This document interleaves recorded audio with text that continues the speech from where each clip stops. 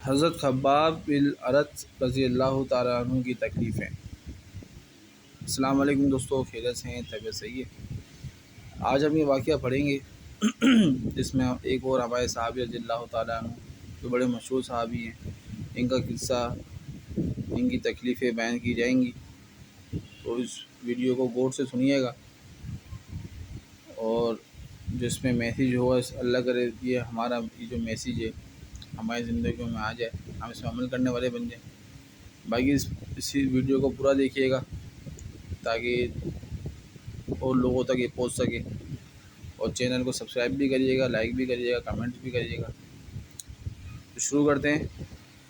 بسم اللہ الرحمن الرحیم، نحمدہ و نصلی علی رسول الکریم۔ حضرت خباب بن ارت کی تکلیفیں۔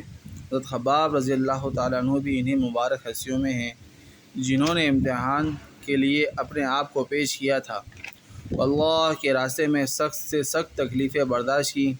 شروع ہی میں 5-6 آدمیوں کے بعد مسلمان ہو گئے تھے، اس لیے بہت زمانے تک تکلیفیں اٹھائیں۔ لوہے کی زرہ پہنا کر ان کو دھوپ میں ڈال دیا جاتا، جس سے گرمی و تپش کی وجہ سے پسینوں پر پسینے بہتے رہتے تھے۔ اکثر اوقات بالکل سیدھا گرم ریت پر الٹا دیا جاتا، جس کی وجہ سے کمر کا گوشت تک گل کر گر گیا تھا۔ یہ ایک عورت کے غلام تھے۔ اس کی خبر پہنچی کہ یہ حضور اقدس صلی اللہ علیہ وسلم سے ملتے ہیں، تو اس کی سزا میں لوہے کو گرم کر کے ان کے سر کو اس سے داغ دیتی تھی۔ حضرت عمر رضی اللہ تعالیٰ عنہ نے ایک مرتبہ عرصے کے بعد اپنے زمانے خلافت میں حضرت خباب رضی اللہ تعالیٰ عنہ سے ان کی تکالیف کی تفصیل پوچھی، جو ان کو پہنچائی گئی۔ انہوں نے عرض کیا کہ میری کمر دیکھیں۔ حضرت عمر رضی اللہ تعالیٰ عنہ نے کمر دیکھ کر فرمایا کہ ایسی کمر تو کسی کی دیکھی ہی نہیں۔ انہوں نے عرض کیا کہ مجھے آگ کے انگاروں پر ڈال کر گھسیٹا گیا، میری کمر کی چربی اور خون سے وہ آگ بجھی۔ ان حالات کے باوجود جب اسلام کو ترقی ہوئی اور فتوحات کا دروازہ کھلا، تو اس پر رویا کرتے کہ خدا نخواستہ ہماری تکلیف کا بدلہ کہیں دنیا ہی میں تو نہیں مل گیا۔ حضرت خباب رضی اللہ تعالیٰ عنہ کہتے ہیں کہ ایک مرتبہ حضور اقدس صلی اللہ علیہ وسلم نے خلاف عادت بہت ہی لمبی نماز پڑھی۔ صحابہ رضی اللہ تعالیٰ عنہ نے اس کے متعلق عرض کیا تو حضور صلی اللہ علیہ وسلم نے ارشاد فرمایا کہ یہ رغبت اور ڈر کی نماز تھی، میں نے اس میں اللہ تعالیٰ سے 3 دعائیں کی تھیں، 2 ان میں سے قبول ہوئیں اور ایک کو انکار فرمایا۔ میں نے یہ دعا کی میری ساری امت کے حیث سے ہلاک نہ ہو جائے، یہ قبول ہو گئی۔ دوسری یہ دعا کی کہ ان پر کوئی ایسا دشمن مسلط نہ ہو جو ان کو بالکل مٹا دے، یہ بھی قبول ہو گئی۔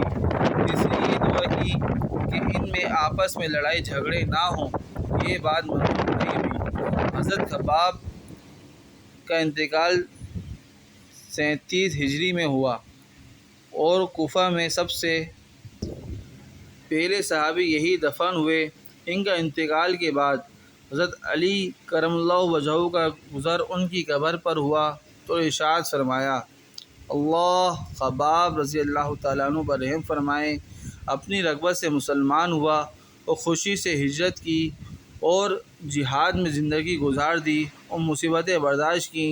مبارک ہے وہ شخص جو قیامت کو یاد رکھے اور حساب کتاب کی تیاری کرے اور گزارا کے قابل مال پر قناعت کرے اور اپنے مولا کو راضی کر لے۔ فائدے میں شیخ لکھتے ہیں، حقیقت میں مولا کو راضی کر لینا انہی لوگوں کا حصہ تھا کہ ان کی زندگی کا ہر کام مولا ہی کی رضا کے واسطے تھا۔ بس بھائیوں، دوستوں، بزرگوں، یہ ہیں ہمارے اسلاف، ہمارے صحابہ، جن کے یعنی پڑھے ہی نہیں جاتا، ان کے واقعات جو ہیں نا، ان کے پڑھے ہی نہیں جاتے، دل ایسا ہو جاتا ہے خراب سا، آنکھیں نم ہو جاتی ہیں، پڑھے ہی نہیں جاتا، نہ سنا جاتا ہے۔ یعنی اتنی تکالیفیں یعنی ہم لوگ سوچ بھی نہیں سکتے جو ان حضرات نے تکالیفیں جھیل چکے ہیں۔ یعنی کیا فرما رہے ہیں حضرت عمر رضی اللہ تعالیٰ عنہ، ایسی کمر دیکھی ہی نہیں، اور خباب رضی اللہ تعالیٰ عنہ کیا عرض کر رہے ہیں، اس کا مفہوم کہ میرے کو انگاروں پر لٹایا جاتا تھا، آپ کی خون و چربی سے انگارے بھجا کرتے تھے۔ میرے پیارے بھائیوں دوستوں بزرگوں، یہ ہمارے اسلاف ہیں۔ ایک یہ حضرت عمار رضی اللہ تعالیٰ عنہ، ان کے والدین کا ذکر بھی آپ کل سنیں گے انشاءاللہ۔ تو میرے پیارے بھائیوں دوستوں بزرگوں، ہم کوشش کریں کہ ہمارے صحابہ نے جو قربانیاں دی ہیں یہ رائے گاہ نہ ہوں۔ اللہ کا شکر ہے ان کی قربانیاں رائے گاہ بھی نہیں گئیں، لیکن ہماری زندگیوں میں بھی اس کا جو ہے مشاہدہ نظر آئے، ہمیں ہماری زندگیوں میں پتہ چلے کہ ہم بھی مسلمان ہیں، ہم بھی مسلمان گھرانے میں سے ہیں۔ بعض اوقات تو ایسا ہوتا ہے کہ کسی کو دیکھ کے پتہ ہی نہیں چلتا کہ مسلمان گھرانے کا بھی ہے یا نہیں، تو ایسا نہ ہو۔